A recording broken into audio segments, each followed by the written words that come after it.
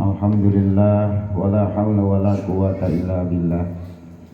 Allahumma shalli wa sallim ala sayyidina Muhammadin sallallahu alaihi wasallam iftahi babi rahmatillah azaza ma fi ilmillah salatan wa salaman daimaini bidawami mulkillah wa ala alihi wa sahbihi wa man wala. Assalamualaikum warahmatullahi wabarakatuh. Waalaikumsalam warahmatullahi wabarakatuh. Alhamdulillahi rabbil alamin wa bihi nasta'in wala umuri dunya waddin wa ala alihi wa sahbihi ajma'in, amma ba'du. Puji syukur kehadirat Allah Subhanahu wa ta'ala yang mana masih memberikan kesempatan kepada kita semua, memberikan nikmat, terutama nikmat yang paling luhur, yang paling agung, yaitu nikmat iman Islam. Sehingga kita semua yang hadir masih diberikan kesempatan untuk berlomba-lomba menghabiskan sisa umur kita untuk ibadah. Mudah-mudahan semua apa yang kita niatkan menjadikan amal ibadah yang besar, mengampuni segala dosa-dosa kita, dan menjadikan bekal buat kita pulang nanti. Amin ya Allah ya Rabbal. Salawat serta salam semoga dapat selalu kita persembahkan kepada baginda Muhammad beserta segenap keluarga, sahabat dan pengikut setia beliau hingga hari kemudian.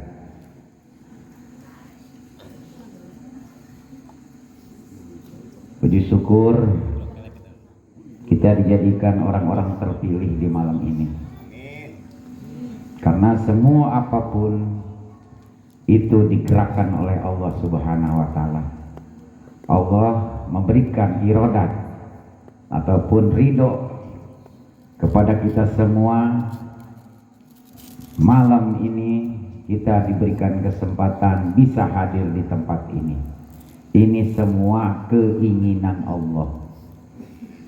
Makanya jangan sampai disia-siakan. Berterima kasih, bersyukur kita terpilih bisa hadir di tempat ini. Yang masih banyak sahabat kita yang di luaran sana, kita doakan juga agar mereka bisa bersama-sama berkumpul dengan kita semua. Amin.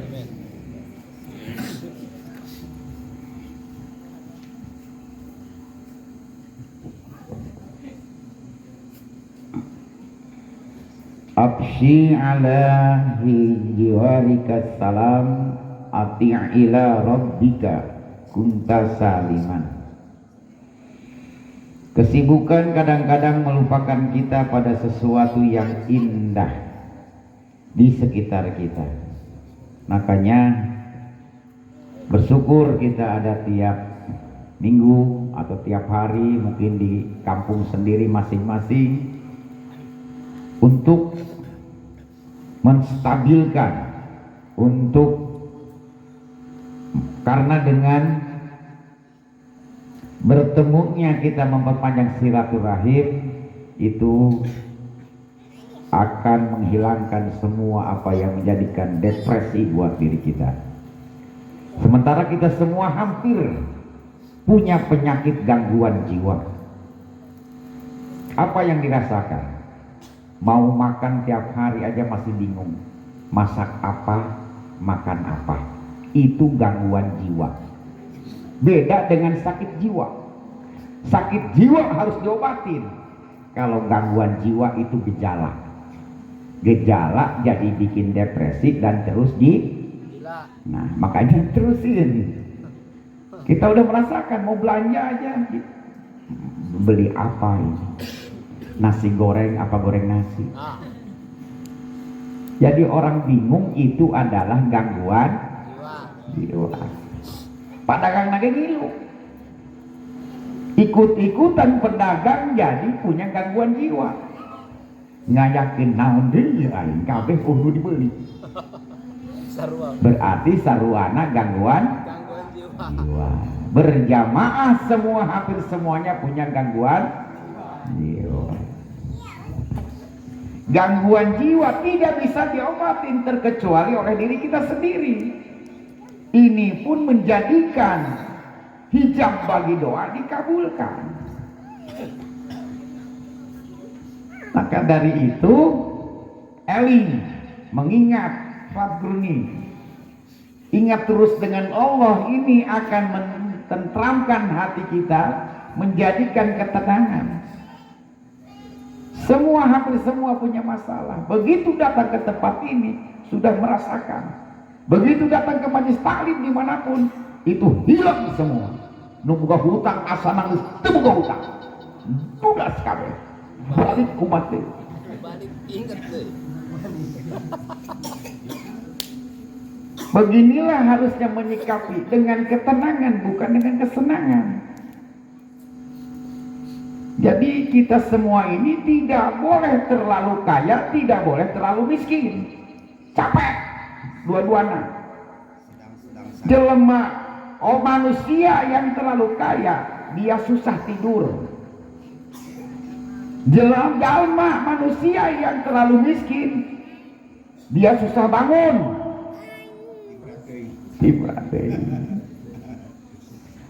Hari ini subuh mapan loba pikiran. Jelema teu boga mah teu loba tempi.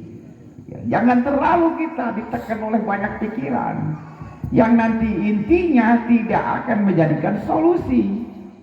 Solusi dari permasalahan semuanya pasrahkan kepada Allah Subhanahu wa taala. Kalau sudah kita berpasrah diri, berserah diri, tidak boleh ada sedikit pun yang mengganjal dari keyakinan kita terhadap Allah Subhanahu wa taala. Serahkan semua kepada Allah. Kalau kita semua belum fakir terhadap sesuatu hal, jangan berharap ada pertolongan dari Allah Subhanahu wa taala. Selama manusia masih punya daya upaya, Allah tidak akan memberikan pertolongan itu tadi. Jadi yang menghijab doa-doa ini tidak dikabulkan dari diri kita sendiri. Bukan dari Allah, bukan dari seseorang yang kita minta untuk mendoakannya. Doa itu semuanya sama. Bagaimana yang menerima? Kalau seandainya ada yang mengirimkan, menghotspot doa, sementara pesawat kitanya masih oleng, masih loading, bisa tidak masuknya ke sana. Jangan sekali-kali punya pikiran jelek.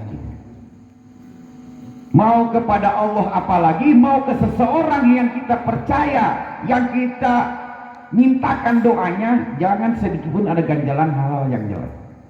Biarpun faktanya orang tua kita itu tadi emang begitu, tapi tetap sebagai kita murid, sebagai kita anak, tetap harus pikiran baik-baik.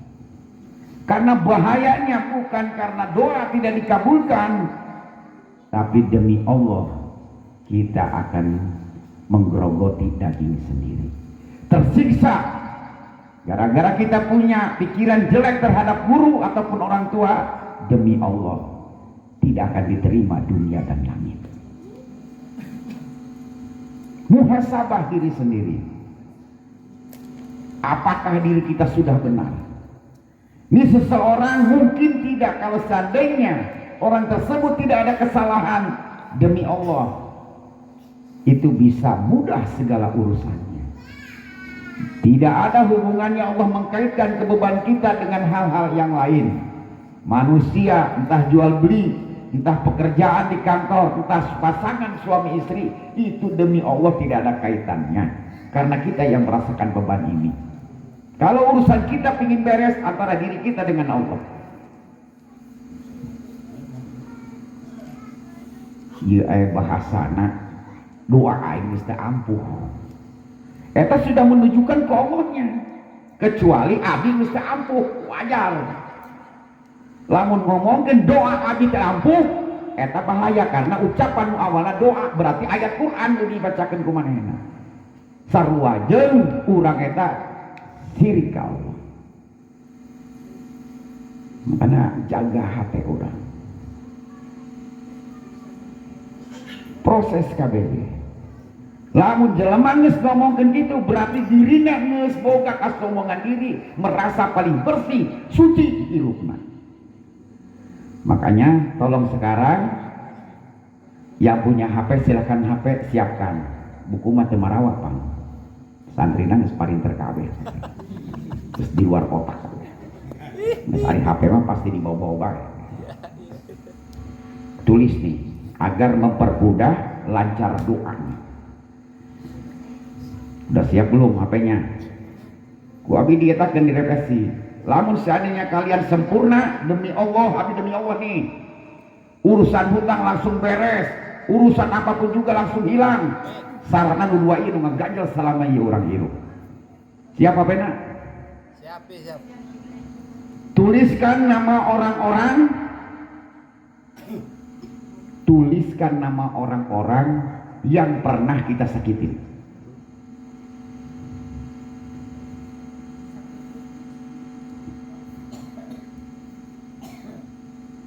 Tuliskan nama orang-orang yang sudah kita sakitin.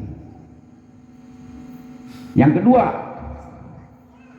tuliskan nama yang sudah pernah nyakitin diri kita.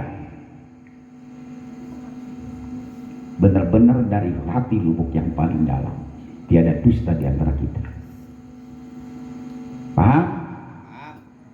Sudah dituliskan yang menyakiti diri kita, dan kita sendiri sudah menyakiti ke orang lain. Tolong semua yang sudah menyakiti diri kita memaafkan semua apa yang menjadi dendamnya. Ini yang selama ini mengganjal ibadah kita, mengganjal semua doa-doa kita. Lepaskan semuanya. Yang sudah kita nyakitin, dicoba kita untuk memohon kepada Allah dengan salat taubat. Ya Allah ya Rabb, niat saya salat tobat karena saya sudah sakit sama si anu. Baru usoli sunatan taubati rokaatain lillahi ta'ala. Ada 20 berarti 40 rakaat kita ngerjain itu. Kalau bisa kita laksanain untuk mohon maaf kepada mereka, maafkan. Begitu pula sebaliknya, tobatin kita yang sudah punya dendam ke seseorang. Detik itu penampakan dari Allah, lihat begitu besar, lebih kita melimpah ruah dalam segala apapun. Paham? Paham cek guru abi ge geureunnan. Lamun geus paham. Paham baca? Setengah-setengah abi antara paham jeung Kami nabinya amat ya kita tadi ngomong teu paham keneh bah.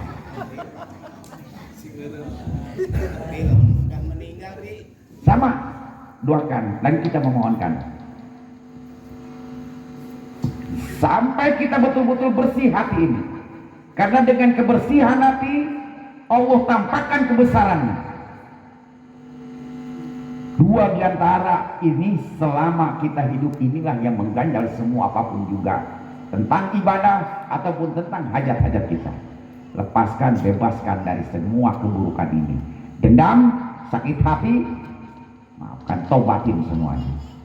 Kalau belum kita mampu untuk menghadapi seseorangnya, ke orangnya, sudah dengan Allah. Ya Allah, sampaikan maafku kepada orang si anu. Tapi hati yang ngomong.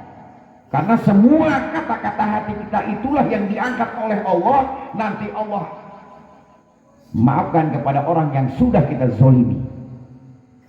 Allah yang membolak-balikan hati manusia tadi. Bersihkan dari segala dendam hablum minan nas ini. Karena inilah di dunia atau di akhirat nanti yang mengganjal semua apapun amal ibadah baik kita. Siap deh ya? Jamanan dong nu berat teh. Woi, dendam naon mulai hatian. Jangan terlalu keras hatinya, gampang patah. Siapnya dicobanya? Memaafkan dan mohon maaf. Ya Allah, tolong sampaikan maafmu kepada dia.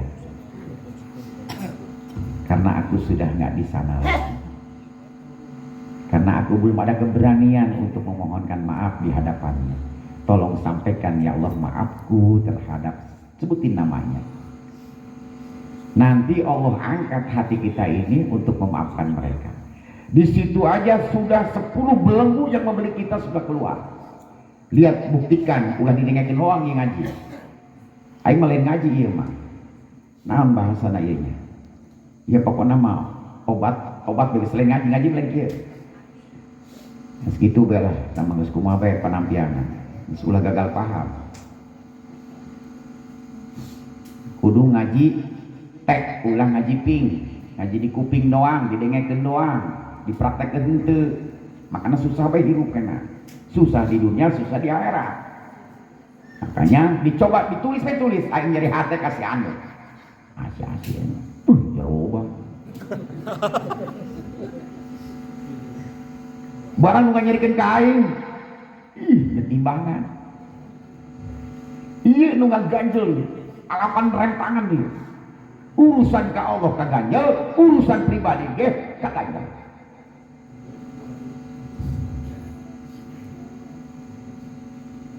Jadi bukan perpisahan yang menjadikan sakit di hati ini, tapi kehilangan yang banyak kenangan yang bikin sakit di hati.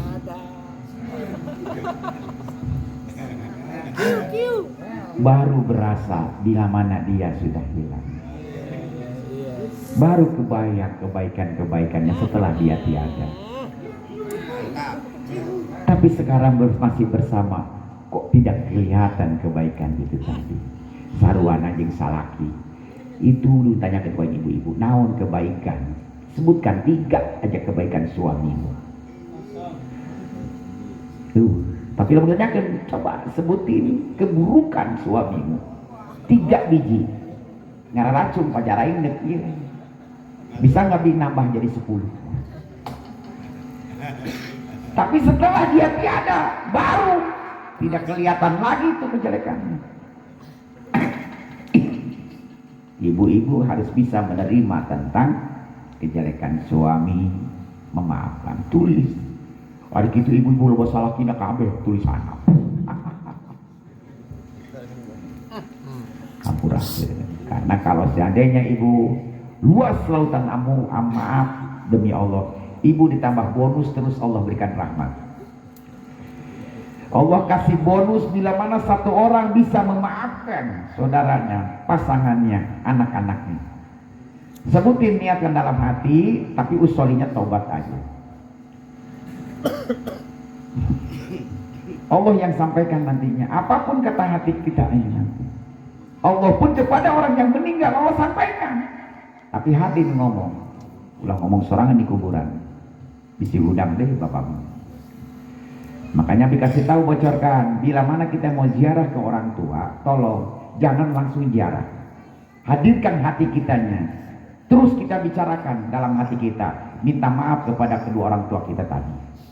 Ma, bapak, abah, maafin neng, maafin aja.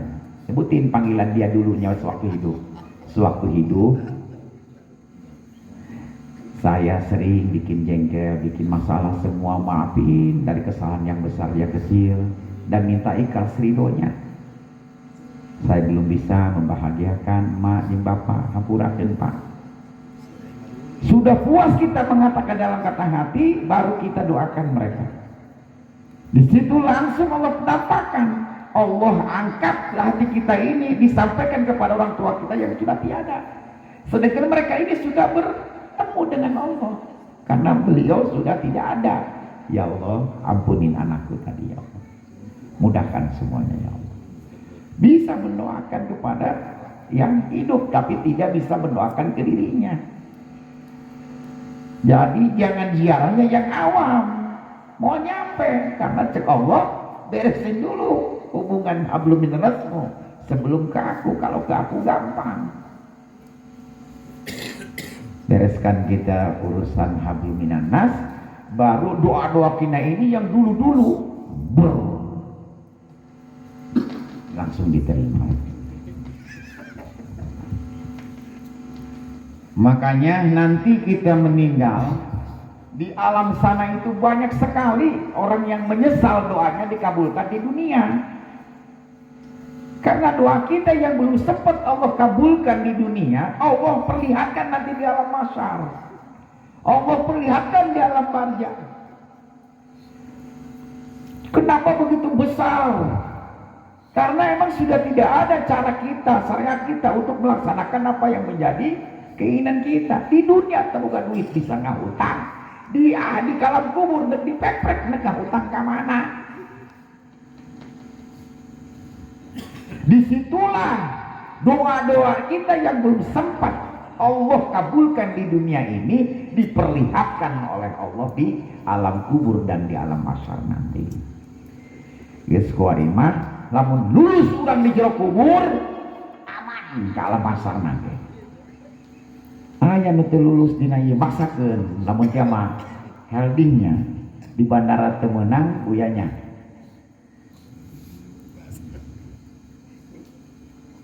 Eta maksakeun meuli helding, naon helding kan karena ending bisa asup di dia di bandara nonglos nyodok tak kumaha, tapi lebih parah kayak di itu lagi tetep mau bisa lebih parah di gitu kayak tibatan di Indonesia.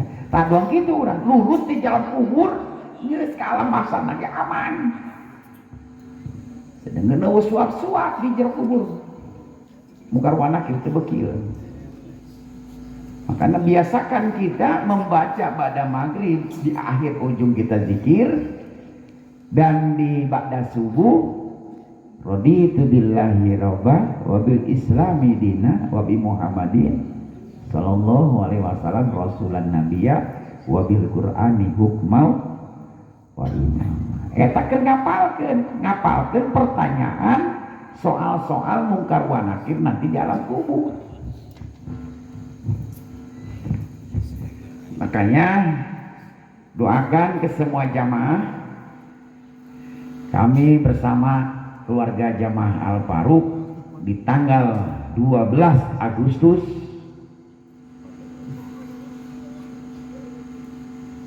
insya Allah berangkat umroh plus ziarah waliullah, terutama Syekh Abdul Qadir Al-Jailani.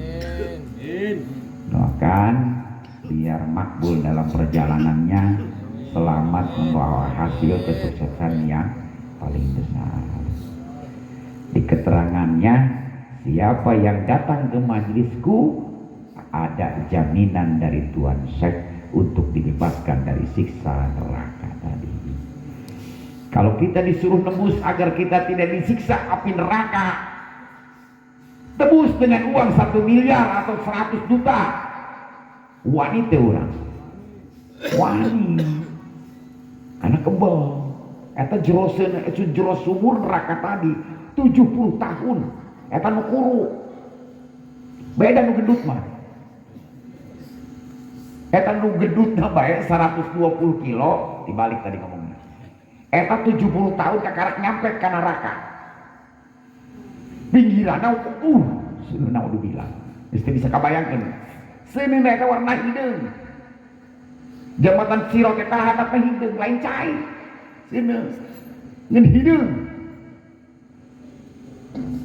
tah kita nebus eta nongkrong Tuan Syekh Abdul Qadir Jailani nongkrong dina pintu neraka cek malaikat kenapa sih nongkrong di sini aja, takut ada santriku yang nyasar ke tempat ini. Makanya saya nongkrong sebelum habis santri-santriku. Makanya terus keinginan kita kuat untuk mendatangi tempat majelisnya. Riwayat menyatakan dia bermimpi di zaman Syekh Abdul Qadir Jailani, anaknya terus bermimpi bapaknya dipukulin terus di alam kubur. Akhirnya dia silaturahmi ke Tuan Syekh Abdul Qadir Jailani.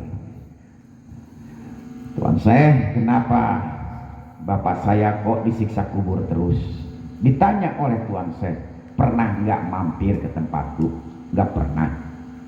Lewat-lewat. Kalau lewat mah perasaan ada, itu pun ngejar kambing. Lewat manis dan uang. dipakai jaminan buat jaminan untuk pembebasan siksa kubur. Akhirnya setelah begitu tidak termimpikan lagi bapaknya mendapatkan tempat yang bukan main enaknya. Disitulah pertolongan. Kenapa begitu besar Tuan Syekh? Karena semua amalnya ini, dan ada di waktu Isra Mi'rajnya Nabi kita, ruhnya Tuan Syekh Abdul Qadir Jailani inilah sebagai pijakan untuk naik ke buruknya. Makanya Tuan Syekh Abdul Qadir Jailani di belakang punggungnya ini ada telapak kakinya Rasulullah. Cuman pas waktu nginjeknya tadi Rasulullah pernah bilang, siapapun ruh yang jadi pijakanku ini, kakinya ini ada di atas kepalanya waliullah sedunia ini. Tuh. Semua atabingin para sahabatnya, sifatnya semuanya ada di Tuan Syekh Abdul Qadir Jailani. Rasulullah pernah mengatakan, keistimewaan mukjizat para nabi sebelumku itu jauh lebih hebat daripada umatku. Salah satunya ya Tuan Syekh Abdul Qadir Jailani. Sewaktu ada umatnya Nabi Isa, hebatan Nabi Isa bisa menghidupkan orang yang mati. Kedengaran oleh Tuan Syekh, bagaimana nabimu itu tadi bisa menghidupkan orang yang mati tadi. Kun bi'idnillah, maka hidup dengan izin Allah. Carikan, saya umatnya Rasulullah, kata Tuan Syekh. Ketemu dengan makam yang udah 300 tahun. Dengerin nih, saya umatnya Rasulullah, menghidupkan orang yang mati. Kun bi'idni, maka hidup dengan izin aku. Itu makam tadi belah dua. Sambil joget, mayitnya bangun terus bangkit dari makamnya tadi. Tuan saya kenapa joget? Dulunya tukang jaipongan.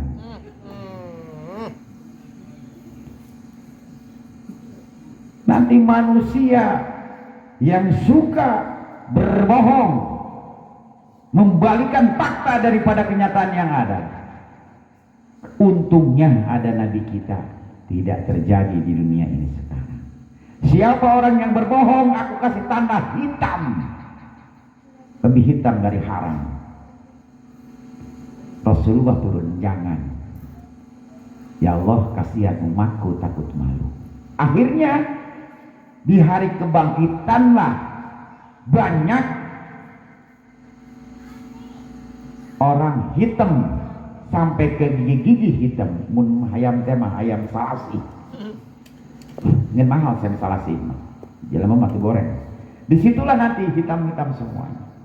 Muka-mukanya orang yang suka ngebohong di dunia ini.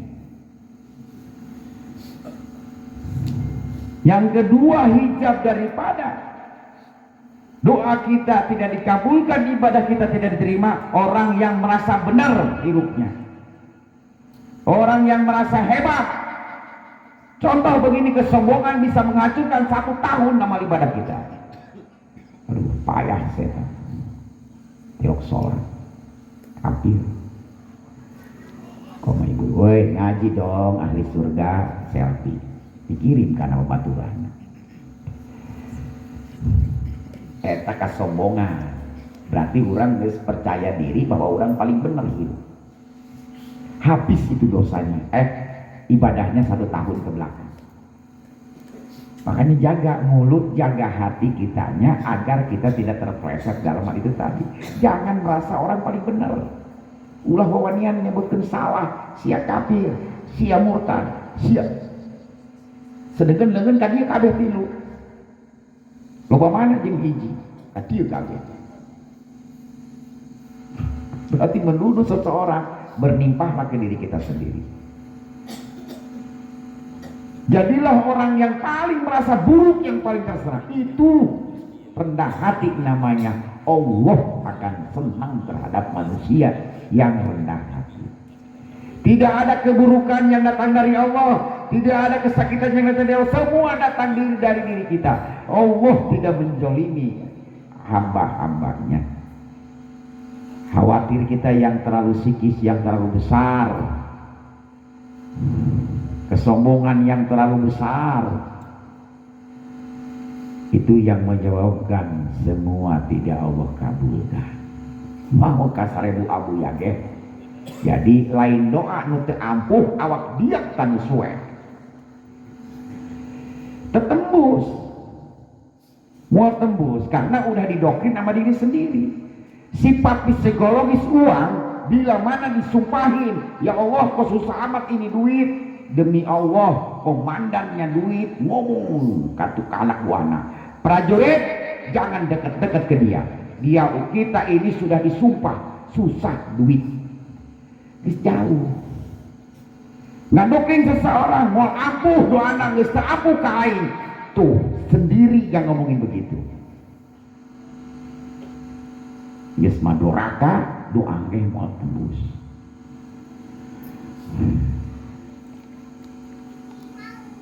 Perjuangan Abi berguru, bagaimana caranya agar bisa mendapatkan ilmu yang barokah. Biarpun Abi tidak bisa apa-apa, tapi Abi caranya bagaimana bikin senang sama guru. Tidak berharap apa-apa sama guru, berharap keridhaan sama Allah, bakti tawadu kepada guru. Ini yang menjadikan Abi bisa begini.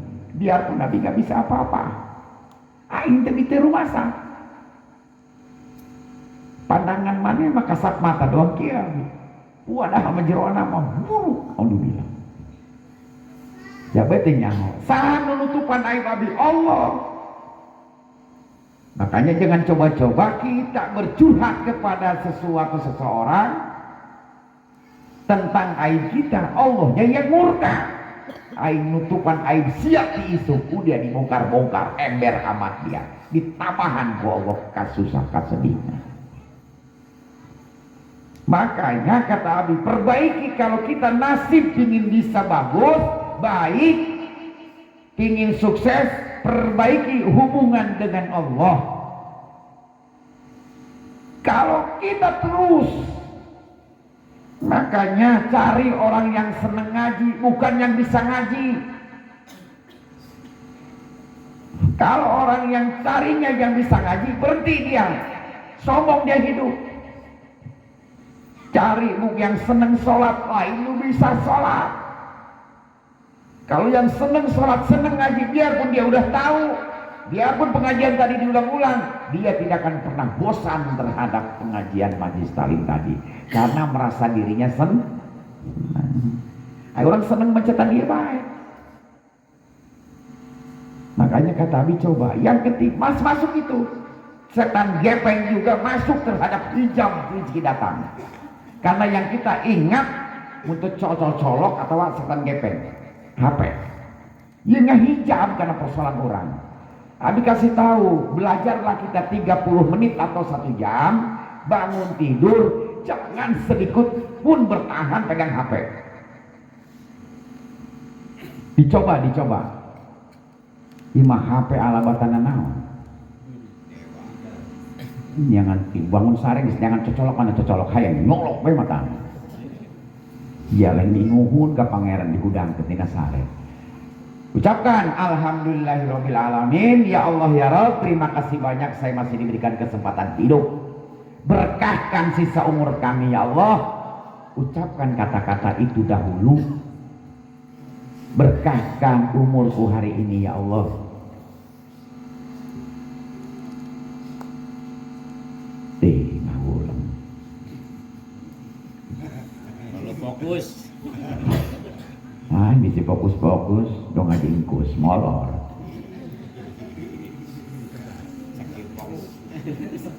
Saking fokus.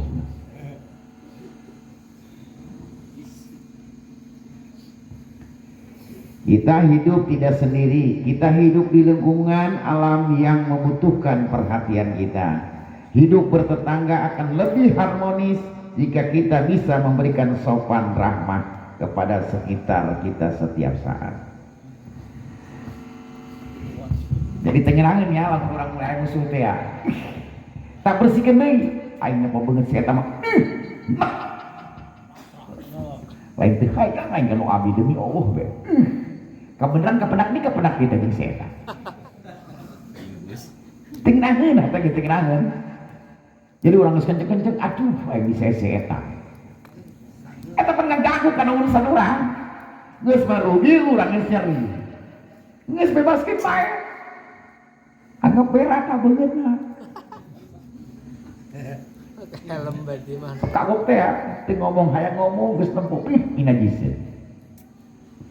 Eta coba ge urang ulah kitu-kitu akhlak masyaallah.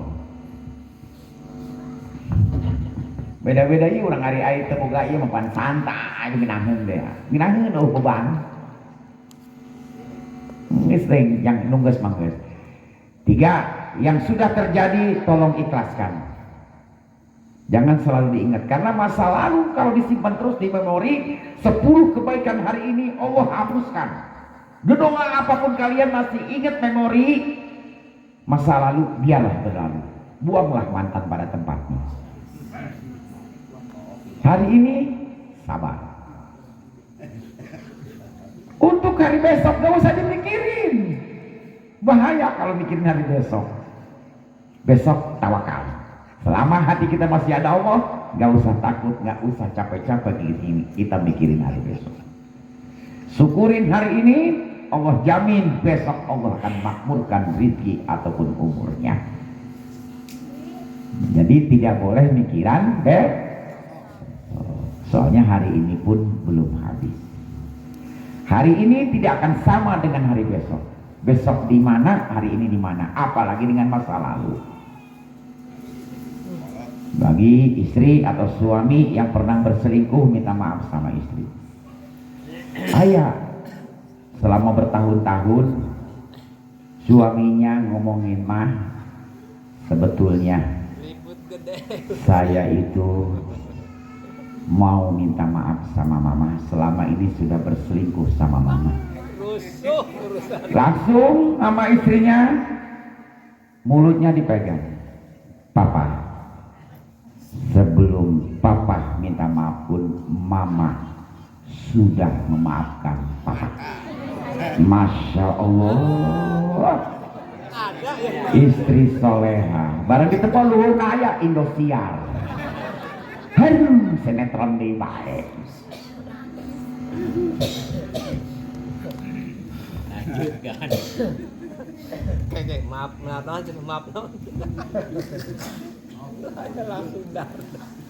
No hiji salah kena barang geus ini pada minta maaf. Sakumaha dosa mamah geus salingkuh ti bapak. Dina ditenden dina toples. Make naon tandana lamun mamah geus salingkuh? Setiap nenden kami make kacang hijau.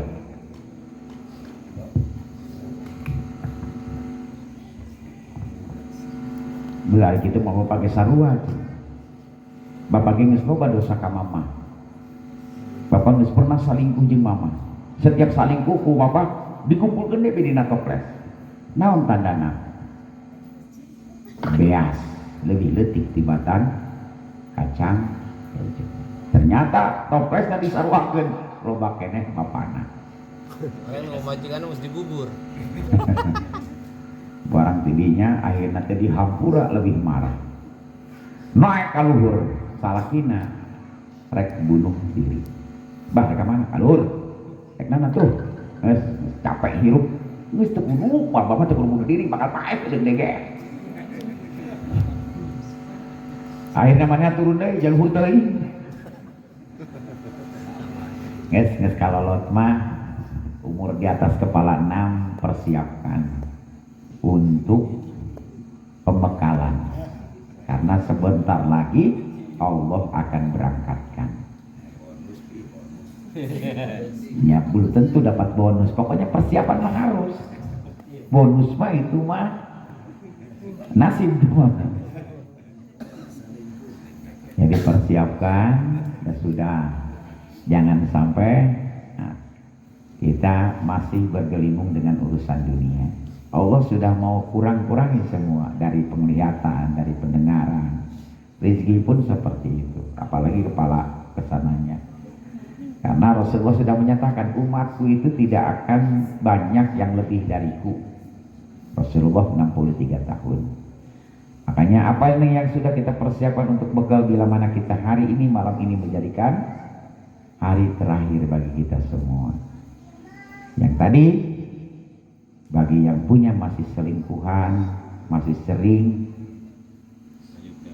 membohongi diri sendiri karena mau bilang nggak mungkin diizinkan,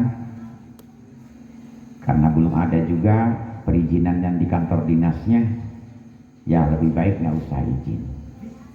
Bagi laki-laki, kalau ketahuan baru minta maaf. Mulai dari sekarang putuskan selingkuhanmu, kasih ke aku. Nah, kita itu manusia bukan batu. Assalamualaikum warahmatullahi wabarakatuh. Wah.